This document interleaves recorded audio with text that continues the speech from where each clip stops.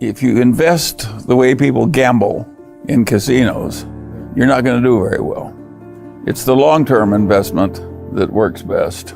But if you like the action of investing, sometimes winning, sometimes losing, just like when they gamble in a casino, those people are not my people.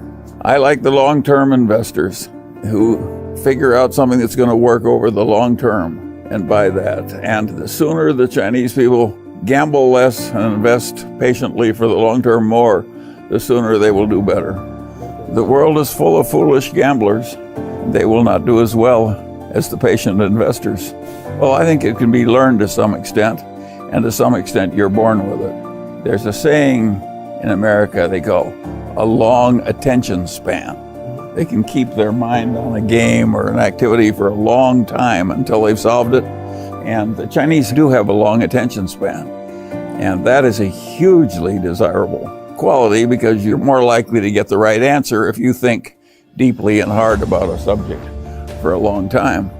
And it's odd that a group of people who are so good at having a long attention span like to gamble so much, which is quite counterproductive. A lot of people think there is such a thing as truth in the markets, that the market is going to tell you something just by bouncing around. That is not the way Berkshire Hathaway or Charlie Munger invests money.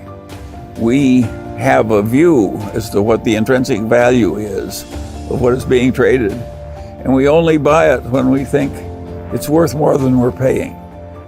So we're trying to make a long-term investment by waiting for something to be underpriced and then buying it. And we don't give a damn about all these gamblers in the market. To me, they're just so much froth.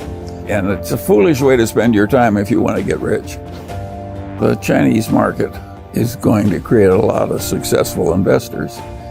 If you look at Hong Kong, which has been full of Chinese people enmeshed in a capitalist order with a good securities market, that is going to spread all over China and increase in respectability and size for decades ahead.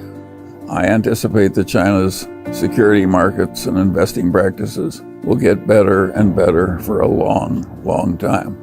There'll be fluctuations, to be sure, but the long-term trend will be more achievement, more respectability, and higher prices.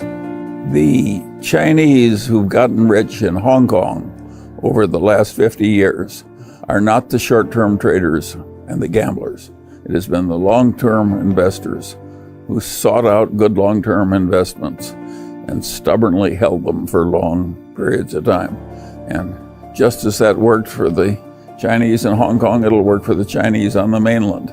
It's not the short-term gambling that's good, it's the identifying the good long-term investment and sticking with it for a long time. My Berkshire Hathaway stock cost me $16 a share, and it's now selling for almost $300,000 a share. That's been a very good investment. It took a long time, and it was a long-term investment where I liked the people I was investing with, and I liked the companies I was investing in, and I just sat there for more than 50 years, and lo and behold, it's worked out very well. And there are lots of stories like that. Lilu and I have been investing together in China for, 15 years, and we have bought a lot of securities and we sold very few. I have not made very many bad investments. They've been small and not very many. I don't have many bad investments. Neither does Lilu. Basically, the Mungers have three stocks. We've got Berkshire, we've got Costco, and we have an investment in Lilu's partnership. Three things. I'm well along in my 95th year. Three things. You don't need to own a lot of different things to get rich. The New York Times just interviewed and they asked me, why are these people in China so interested in Berkshire Hathaway and Charlie Munger? I know, it's very peculiar. It is very peculiar. Partly the book did it, but why do the Chinese like that book? I think the answer is that it sounds Confucian. China has a deep Confucian ethos. They want people to act modestly even though they're rich and powerful. They want people to constantly keep learning and to behave with dignity and reason and improve as they get old and keep working. Those lessons are not confined to one country. It just happens that Warren Buffett and I act like a bunch of people that take Confucianism very seriously. That's why they like us.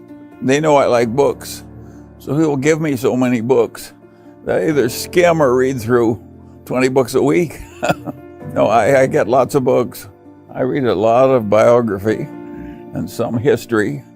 I read almost no fiction. He asked me what other reason for the reason that we're suddenly popular in China. And I said, there's one more reason, is that Warren and I really like the Chinese. And of course, everybody likes people who like them. So that's what happens. Now you say, why have the Chinese gotten so popular with a couple of Omaha boys? That's something that a lot of Chinese don't understand. If you look at China with the viewpoint of a United States citizen, here is what you see. When the Chinese first came in here, they were trying to build the Transcontinental Railroad in the winter through horrible passes in the steep mountains. And nobody could do it. It was impossible. People were dying and it was just too hard. So they brought in like 50,000 Chinese coolies, who were in those days practically slaves. And they took those coolies up into the mountains in the winter and they said, you build a railroad. And they did. And the Americans couldn't do it by themselves. Well, that of course made a very favorable impression. Well, fade in, fade out. And now we've had all this immigration of Asians, Chinese, Japanese, Korean, Vietnamese, so on. And what have those Asians done in America?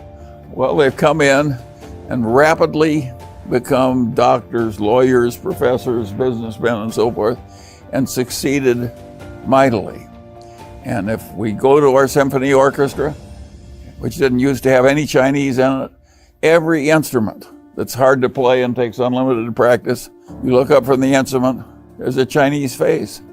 Well, of course, we find people popular who are succeeding so much in our country, and they're not causing a lot of trouble. They're just succeeding. And so naturally we like the Chinese. And I don't think the ordinary person on mainland China understands what an image of success China has in the United States, because the Chinese Americans have done so well here. And the most extreme thing of all that nobody could have anticipated, nobody ever talks about it, and you should talk about it in your magazine, is because there was so much poverty in China and it was so overpopulated. If an American couple were unable to have children of their own, they could always go to China and adopt a Chinese girl from a very poor family. So in every important city of America, people soon learned they got better babies, taking the unwanted Chinese girls from the remote Chinese farms. That those babies, on average, worked out better than if had their own children. And so everybody wanted to adopt a child. They don't want an American child. They want a Chinese girl. And of course, all those girls worked out well. And most people in China don't realize how extreme that's been. That's happened in every American city. Every American private school is full of the discarded Chinese girls from the Chinese countryside, and they're getting all A's and winning the prizes. And of course it makes a favorable impression.